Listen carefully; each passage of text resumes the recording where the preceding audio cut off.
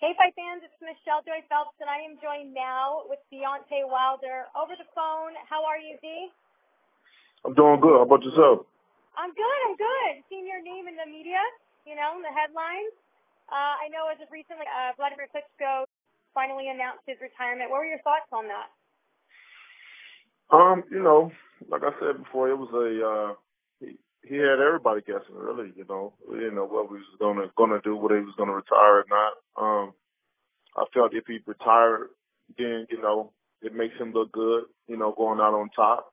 As I like to see the former champions do to in their career on top. A lot of guys feel like they still can keep going because as a fighter, you build a mentality of I can do this. I can still do this. It's a different feeling. A lot of people will understand as a fighter that mentality you have. But, if he would have kept forward with the fight and end up losing again, I felt it would have harnessed his legacy a little bit.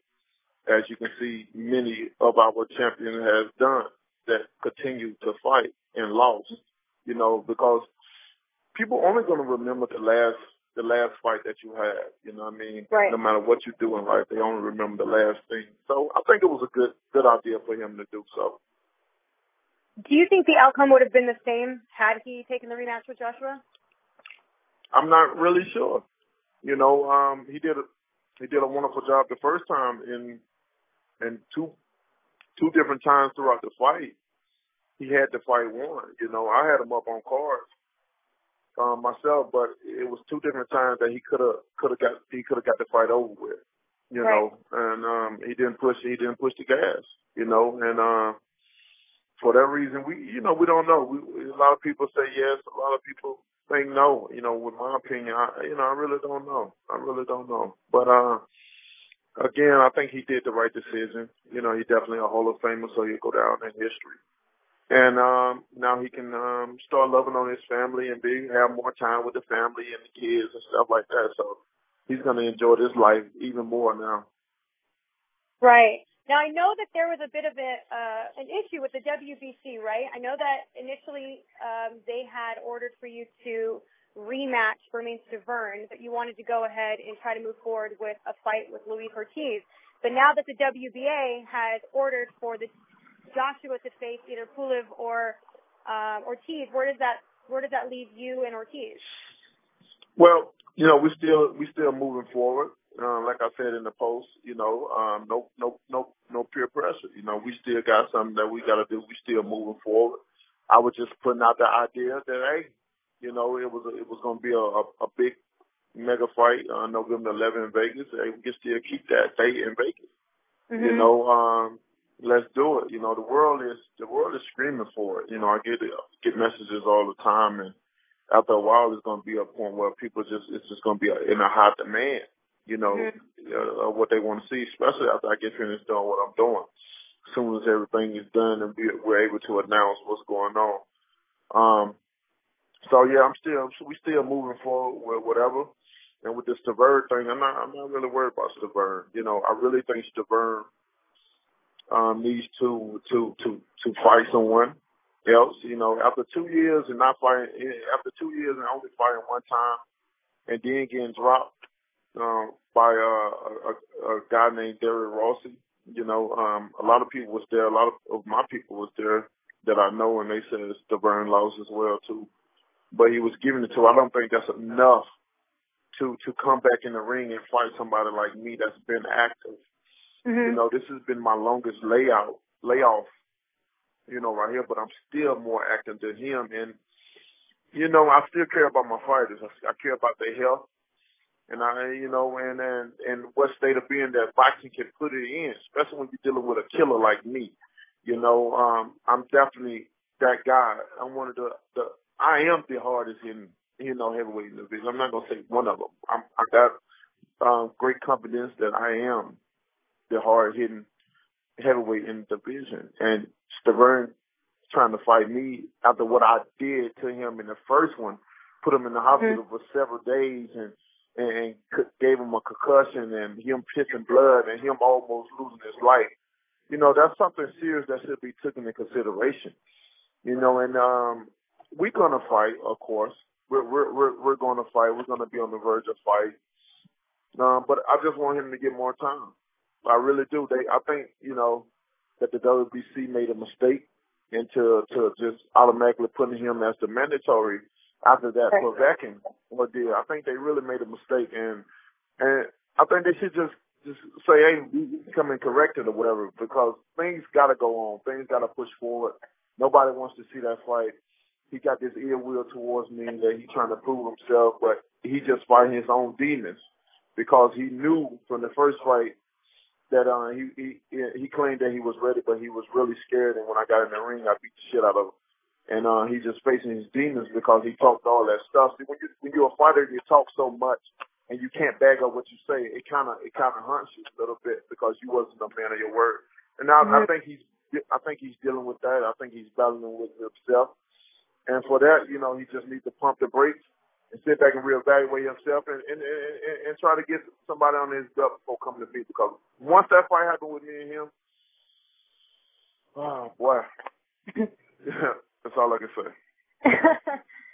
Now, right now, I know Eddie Hearn spoke this morning about he just doesn't think that the fight between you and Joshua can happen next, considering he has two mandatories standing in front of you. But I know that you said, mandatories or not, do you think that it would be, we all know, I should rephrase that, because we all know it's going to be a bigger fight between you and Joshua, but do you actually think that fight's going to happen anytime soon, or do you think it's going to be, Manny Pacquiao, Floyd Mayweather type of situation? No, it definitely, don't even curse us like that. It's definitely not going to be nowhere near a Floyd Mayweather and Manny Pacquiao.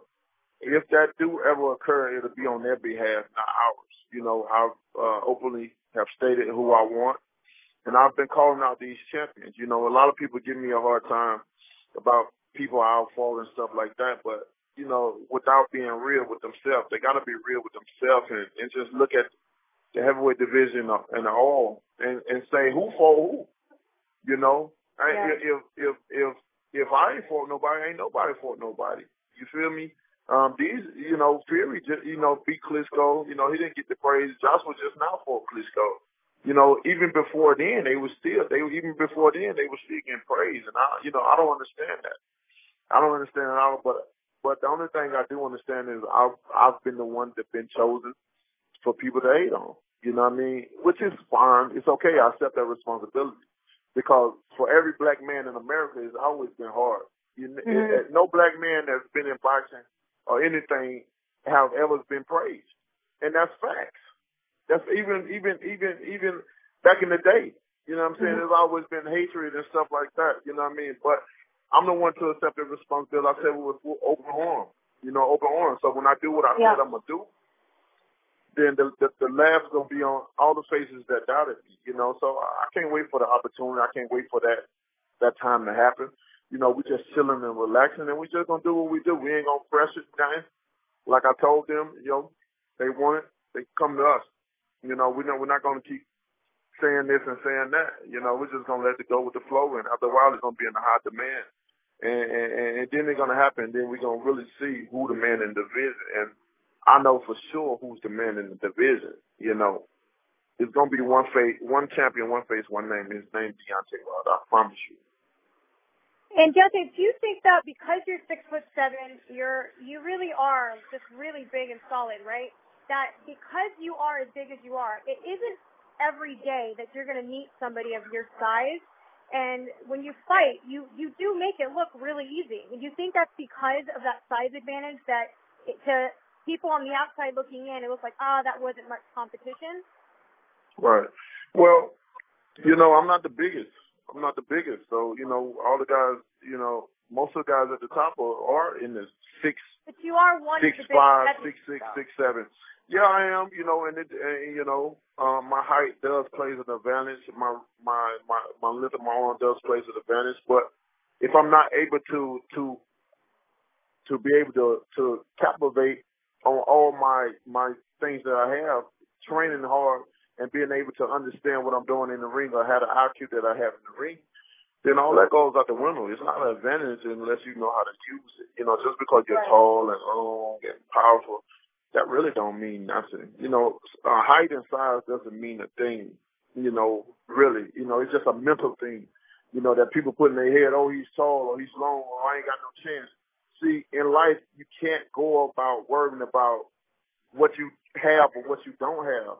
Mm-hmm. You just got to step up and accept the consequences that lie ahead and do it the best you can. And with me, I'm ready. I want to unify.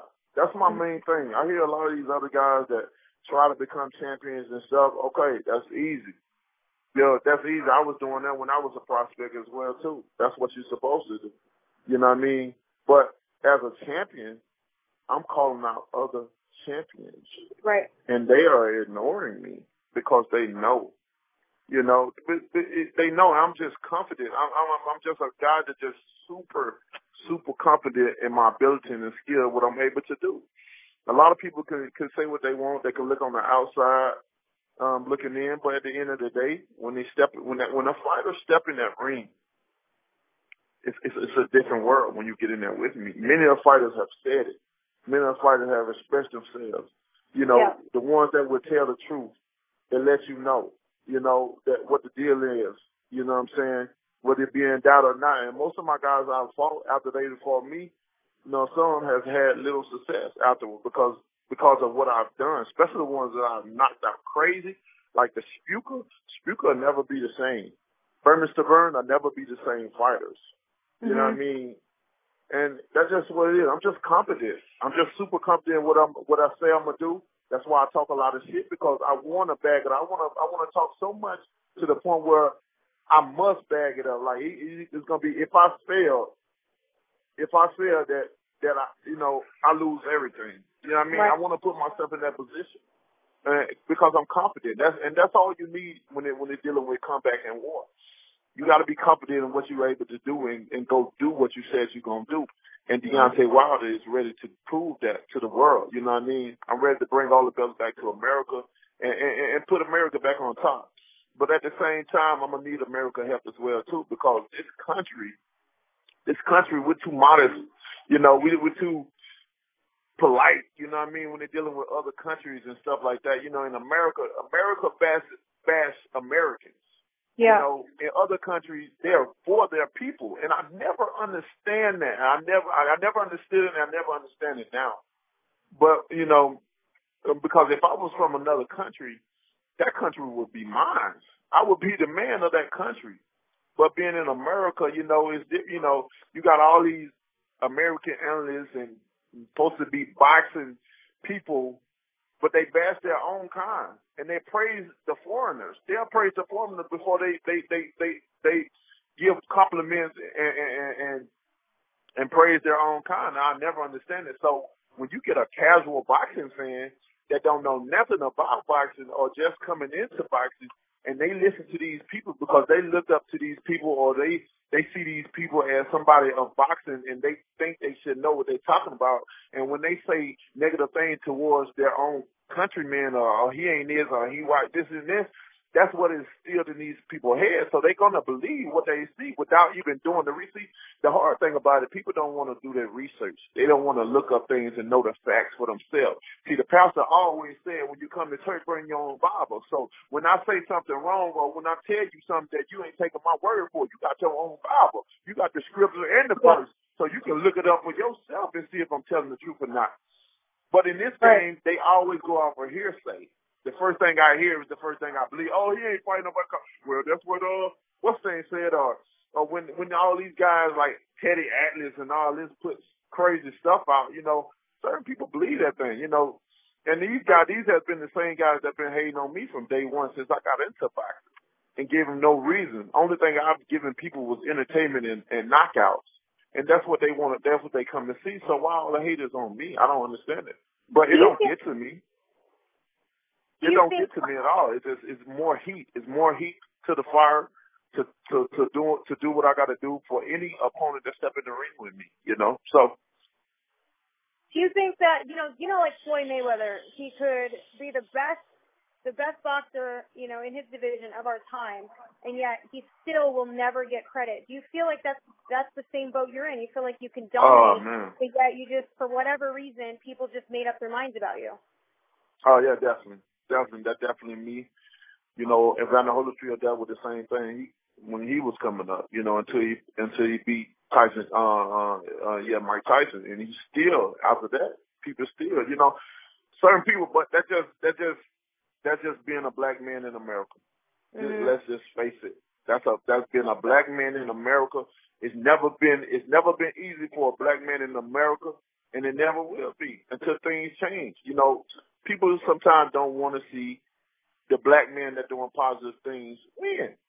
They don't want to see. We're too strong. You know, we're naturally strong. We're mentally strong, and a lot of people feel that if we get too much praise, we'll be enough taken off. People scared. People scared of black people rising because of the strength that they may feel that we may have. And you know, I accept it. Like I said, it's fuel to my fire. They ain't doing that but helping me out. You know, in the long run, because I don't take no offense. I'm too dark to take offense. My skin too tough. You know what I'm saying? So with that being said, it's only motivation.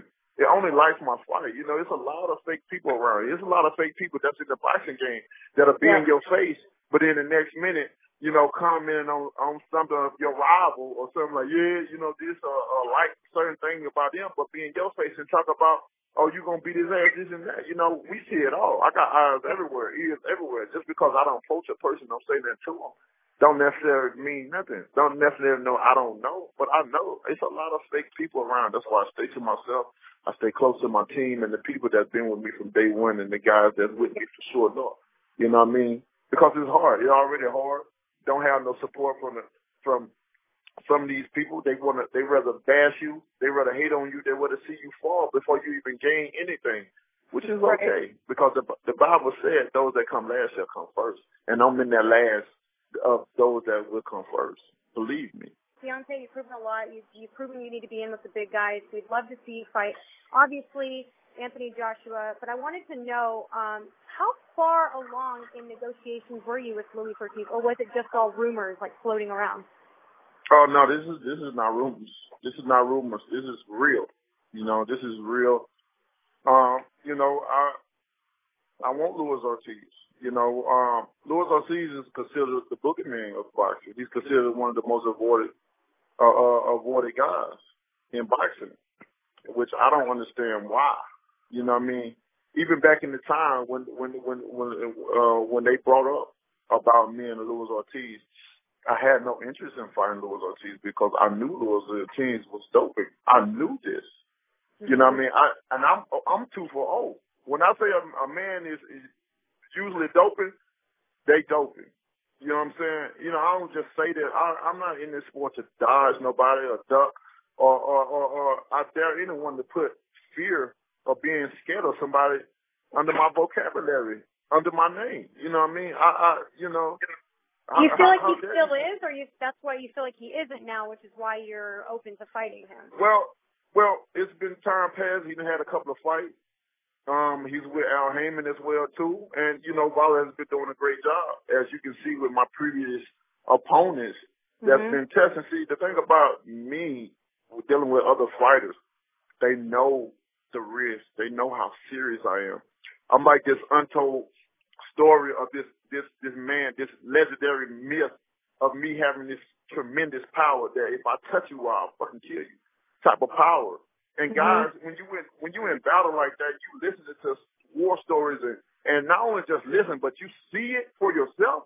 Like any fighter that was in Brooklyn when I knocked Spuka out, they already got in their head. Why you think Povetkin them did what they did?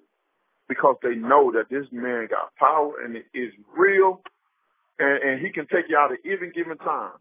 Look at the fight with Washington.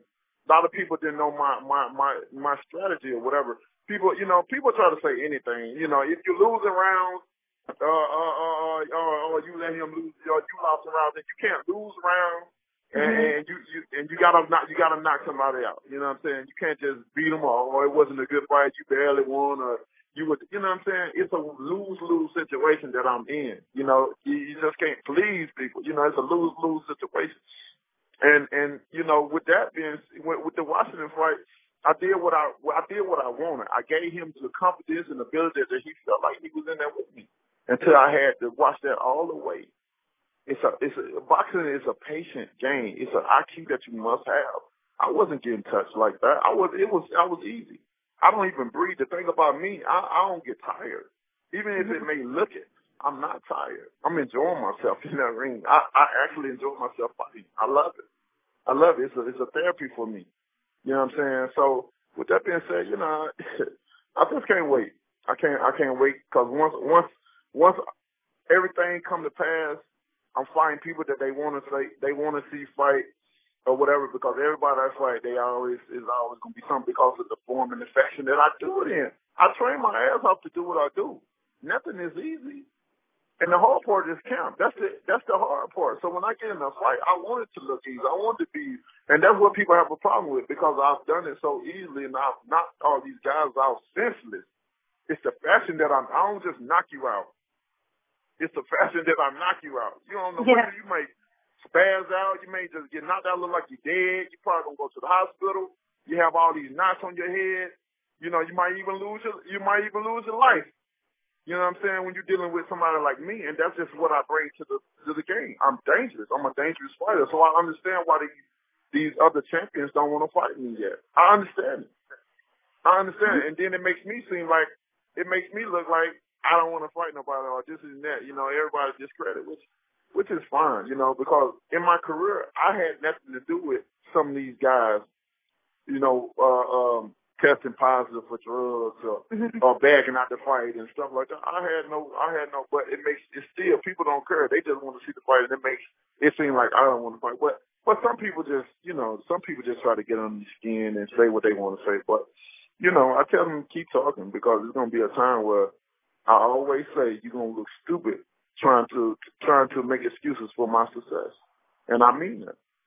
You and Anthony Joshua are, I would say, the two heaviest handed fighters in your division. Do you see that fight going to distance? Do you think that you could be the first to knock out Anthony Joshua? That fight would not go to distance. That fight would not go to distance. You know, it'll be too much to prove. It'll be too much on the line. You know, both guys will be eager and we'll be so fired up to win. We both of us will want a knockout. That's all. I think with that fight, that's the only way that fight will be properly finished. If either one of us get knocked out, and I'm confident that I'll be the one knocking him out. You know, to be honest, you know, I like Joshua. I like what he's doing in his country. I think it's a beautiful thing because he's a fighter. So with him being a fighter, we're all in the same family. He's a fighter, I'm a fighter, and everybody else a fighter. So if one fighter winning around the world, everybody winning. You know, because at the end of the day, people are talking. And that's what we want now. When nobody wasn't talking, then it'll be a problem. It'll be a dead sport. Nobody would be talking about that. But he's winning. His country supports him fully, and that's a beautiful thing. I love it. And he's a black man, so I love that stuff. I love it. You know, but it's going to be a time come when he has to face this black man over here in America, and I'm gonna overshadow some dreams. You know, and it will be a knockout. This is what I'm confident of, but I don't think Joshua's confident in himself facing me though. I really don't. You know, with you both being champions, who would be the A side? Who would be the B side? It all depends on where we go. You know, I bring a lot to the table, whether people want to admit it or not.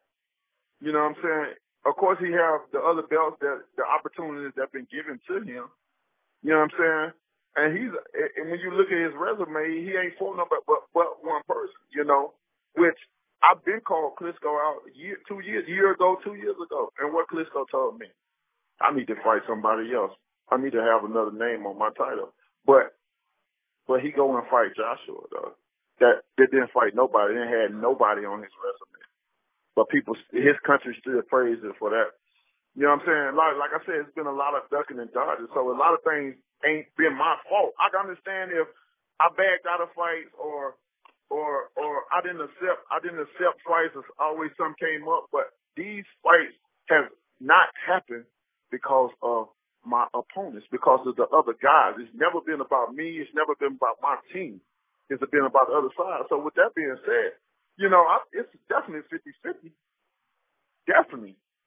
You know, at the end of the day, I want all the belts, and I will get all the belts, no matter what it may happen. You know what I'm saying? He don't bring no much more excitement than I bring. You know what I mean? So it's definitely a 50-50. What message do you have for Anthony Joshua? Now, I know there's the Deontay Wilder, and then there's the Bronze Bomber. I know we've talked about this. There's two. What is the Bronze Bomber got to say to Anthony Joshua? I mean, the Bronze Bomber is just plain and simple. Don't wait, make the day.